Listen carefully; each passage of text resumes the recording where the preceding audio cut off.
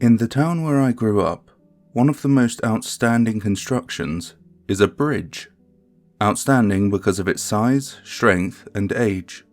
You can get to it one of two ways, by road, in and out of town. It used to be a busy toll bridge back in the day. Miners, traders, etc. were always coming through to trade, or people coming to find work, state their claim, or just pass through. As such, the bridge being considered a main thoroughfare, it was decided that a toll should be charged to cross. And that's really where our story starts, I suppose. Naturally, to make sure people were paying their dues and not sneaking across without paying, a toll man was placed on the bridge. A bunch of people held this position for what time the town needed one on the bridge. There's actually a list of names at the town hall, which history lovers and any paranormal hunters might want to check out should they ever come here. But it's the town's last tollman, Tobias Wright, who is the star of this legend. It's said that when Toby had the job, he used to charge people more than the set amount and would take away the extra for himself. Those who didn't pay, or gave him a hard time, he'd hassle, in one way or another, whenever they'd pass over the bridge in and out of town. Unfortunately for him, karma's kind of a bitch. It was throughout his time as tollman that the town was losing interest to outsiders.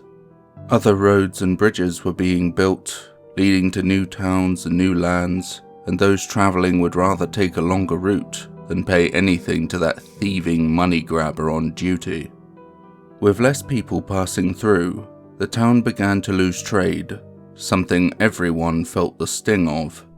Eventually, it all boiled over, with the townsfolk blaming the tollman for their woes. There were naturally other reasons for their losses. Back then, travellers were always looking for the place to give them their next big score. But then, Toby's behaviour really didn't help his case. In fact, it made him kind of a lightning rod. One night, a mob held a drumhead court for him. I'm sure you can guess what the verdict was. They dragged him to the bridge and hanged him from it. That was the end of both Tobias Wright and the position of tollman within the town. Or so they thought. As soon after Toby's execution, rumours started to spread. Rumours of a vengeful spirit haunting the bridge, or that he hadn't actually died and was now living under the bridge, waiting for people to pass over so that he could drag them under and kill them. These weren't helped by the fact that after his hanging, Toby's body was left to swing, but had disappeared by morning and was never found. So from that day on, anyone who went missing had paid the toll, so to speak. Stories like this were always fun as a kid. The idea that we had a genuine ghost so close to home made me feel like my boring little town at least had one thing going for it. We used to go there at night and, one at a time, see how far we could make it across the bridge before turning back. Nothing ever happened, except that one time a deer chased my friend Paul back across. That was pretty funny.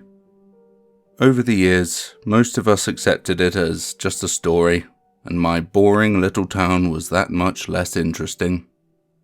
I must have been 17 when it happened. A typical teenager.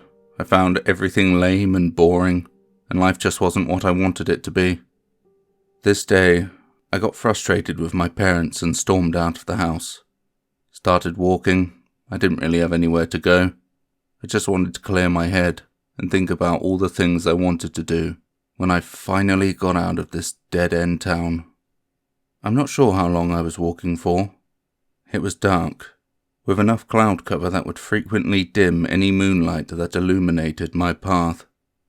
I don't remember most of the walk either, just me complaining in my head a lot.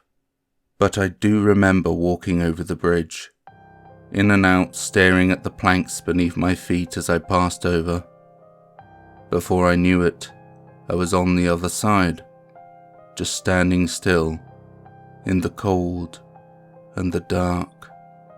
I distinctly remember that moment, regaining my sense of where I was and what I was doing.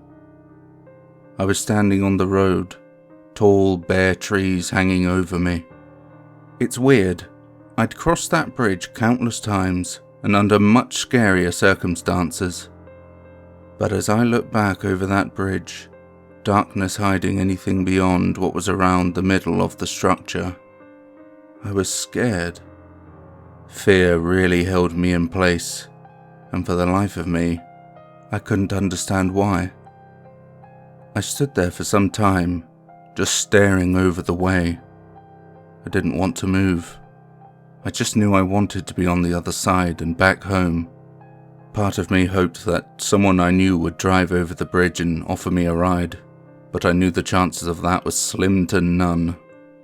I wanted to get home so bad, and I just couldn't understand. What was wrong? Why was I so scared? This whole thing was ridiculous, I told myself. Just put one foot in front of the other, and you'll get home. Well, that was a mistake. Somehow, I found the courage to start walking, and took those first steps. Everything was going fine, other than the uncomfortable quiet, only broken by my footsteps grazing across the boards. Every step had me watching over my shoulder, as if something was sneaking up on me. I just kept going. I must have been near halfway when I heard it. It was a creaking sound, but not like wood creaking, more like rope. It was close, but I couldn't see just where it was coming from. I looked around quickly, but from neither direction was there a sign of anyone. I listened as closely as I could. It was getting louder, and that's when I noticed it was coming from under the bridge. I stared at the edge of the fencing on the steeper side of the bridge. There was a little moonlight which helped, but not much. I could still hear it. My curiosity got the better of me, so I started walking towards the fence. When I got to the edge, I cautiously looked over. It was still so dark, but I could make something out. A large shape gently swinging back and forth on a rope, attached to the bridge, right under where I was standing. I couldn't stop staring at it. I was determined to know what I was looking at before walking away, and when more moonlight shone down on us, it became clearer. I thought I could just about make out what looked to be something holding the rope. It looked like a hand. Not thinking, I spoke, but before I could finish my "what the," I heard a sharp, sudden crack. Part of the shape had moved. In the blink of an eye, it had responded to my presence, and now I could see what I was looking at. A head, sinking to one side of a disjointed neck, was glaring up at me. I couldn't move. I was so afraid and off guard from what I was seeing. It only got worse when it started climbing fast towards me.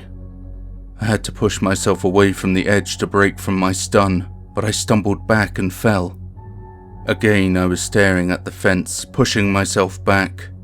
I could hear that sick tightening of the rope, more and more. Then, I saw an arm reach up and grab a hold of the fence and begin pulling up the rest of its body. Lumbering and heaving himself up the fence, I could see and smell him clearer now. His flesh rotting through disheveled, worn clothing, the putrid stink that filled the air and turned my stomach, and worst of all, his broken, twisted neck, dangling that cold, gaunt, haunting head. Those moments that wretched corpse shambled over the top of the fence, everything seemed so slow and quiet, until I finally snapped out of my stun. I threw myself up and began sprinting for the road to town. through my heart pounding, breath heaving, and feet slamming the wooden planks.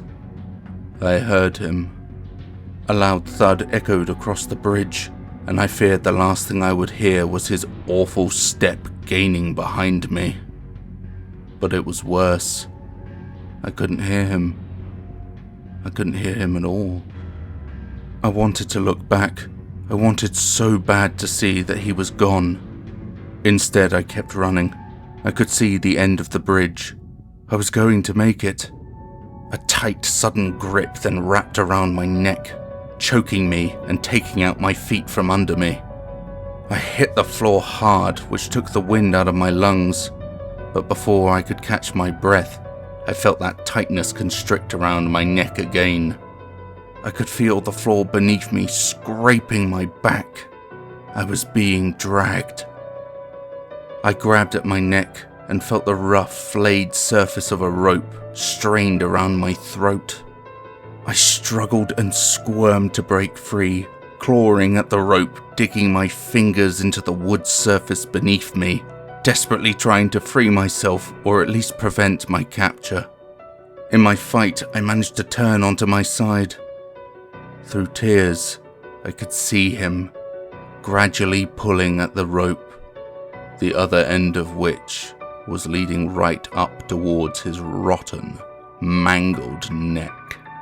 "Pay the toll." I heard the broken words leave his mouth as his jaw fell slack.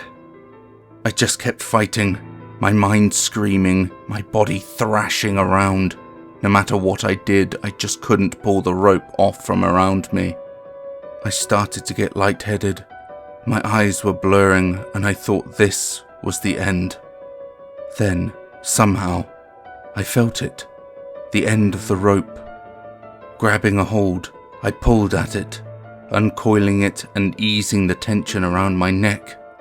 I could feel it fighting me, but I pressed on. "Pay the toll." I heard him again. My hands were working overtime until finally I pried the coarse rope away and could feel air once again fill my lungs. I was coughing and spluttering as I struggled to my feet, still very lightheaded. The rope was still being dragged back to its owner, who was still stumbling towards me.